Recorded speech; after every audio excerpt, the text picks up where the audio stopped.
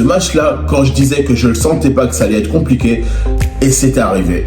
Bonjour à tous et à toutes, j'espère que vous allez bien. On se retrouve sur une nouvelle vidéo d'après-match entre l'Atlético Madrid et le FC Barcelone. C'est un match important pour le Barça. Le FC Barcelone a été capable de gagner, notamment cette victoire 4-2, notamment à l'extérieur. Ça fait extrêmement plaisir.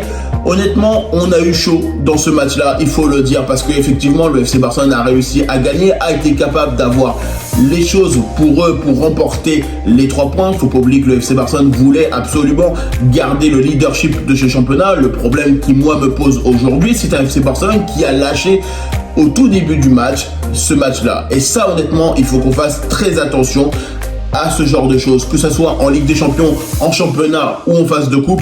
Il faut faire quand même assez gaffe parce qu'on ne peut pas laisser l'adversaire te marquer un but, 2 buts et à chaque fois devoir rattraper notamment les erreurs que l'on fait parce qu'un jour ou l'autre ça ne passera pas.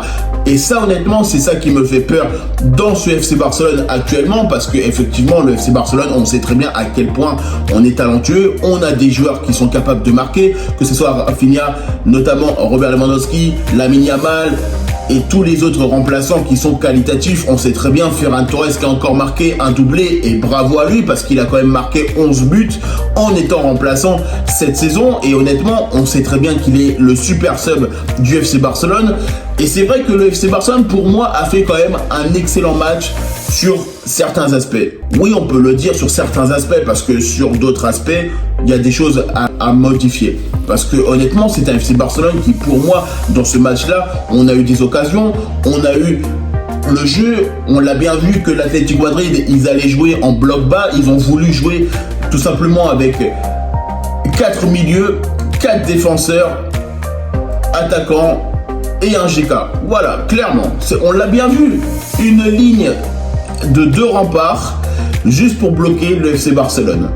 Et ça, honnêtement, on sait très bien. L'Atlético Madrid joue en bloc et part en contre-attaque, notamment avec le fils de Simeone.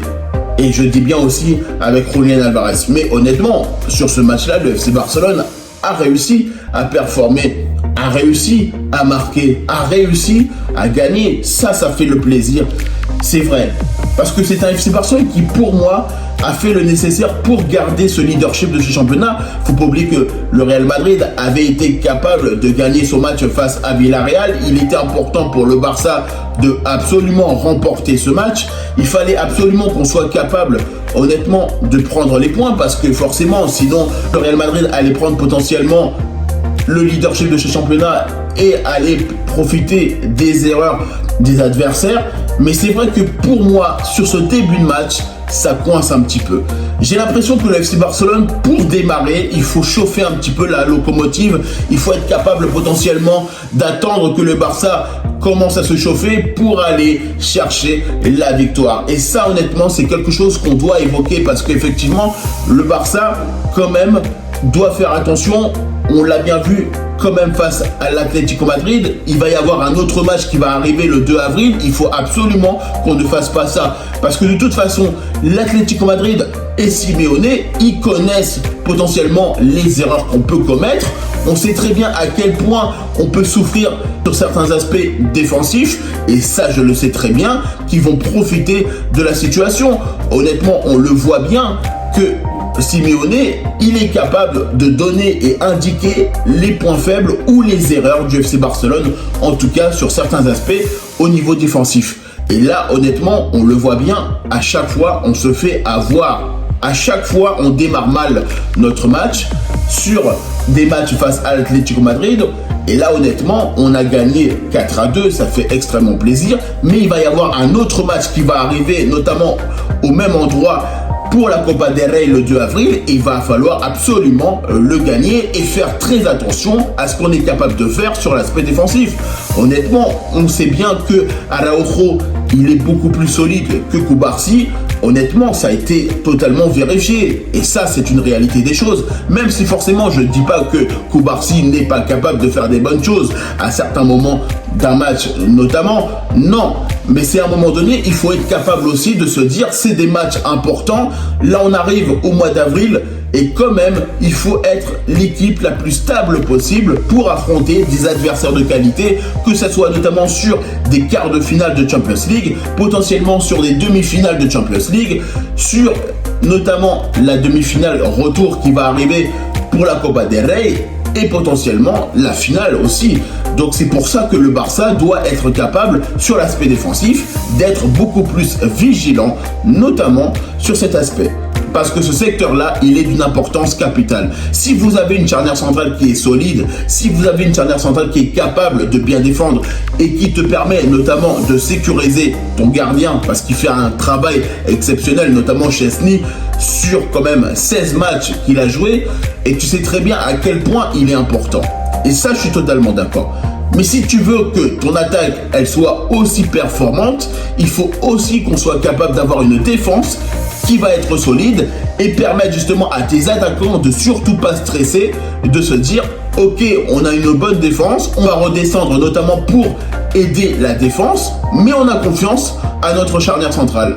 Et là honnêtement, on le voit bien, la charnière centrale avec Inigo Martinez et Cubarsí, c'est quand même assez compliqué. Et ça honnêtement, il faut le dire, parce que il faut se dire que le match de Ligue des Champions qui va arriver face notamment à Dortmund, il va falloir qu'on soit le plus stable possible, il va falloir qu'on ait les meilleurs joueurs possibles et qu'on fasse le moins d'erreurs possible.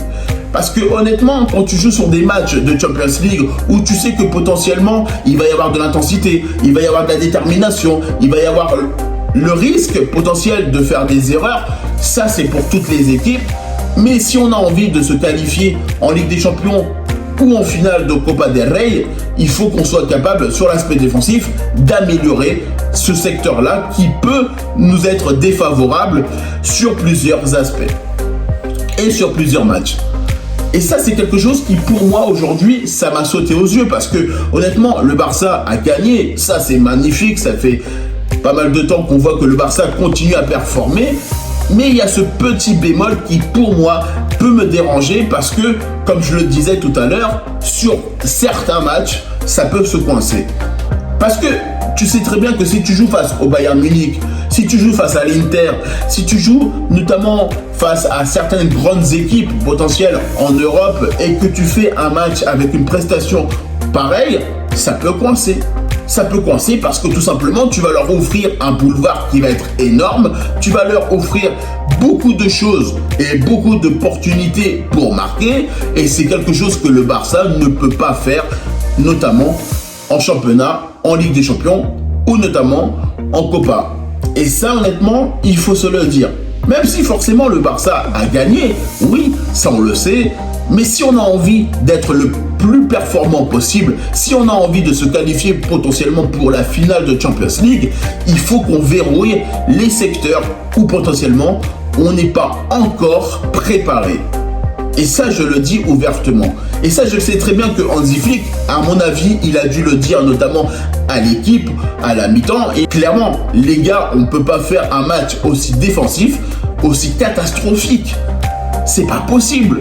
Tu peux pas, toi, te prendre 2 buts sans réagir. Même si on a attendu quand même assez longuement pour aller ressortir l'opportunité de marquer grâce notamment à Robert Lewandowski qui nous a permis de montrer la voie et justement on l'a bien vu que Robert Lewandowski il a dit allez on y va mais parce que il savait il y avait un tournant dans ce match-là.